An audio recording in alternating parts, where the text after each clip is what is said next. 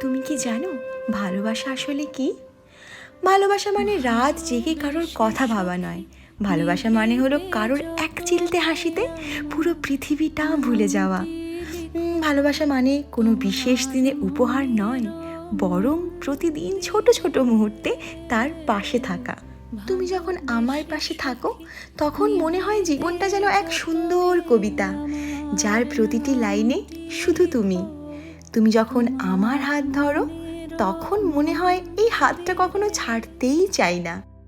আমার কাছে ভালোবাসা মানে তুমি, তুমি মানেই আমার পৃথিবী। তুমি ছাড়া সব কিছুই অসম্পূর্ণ।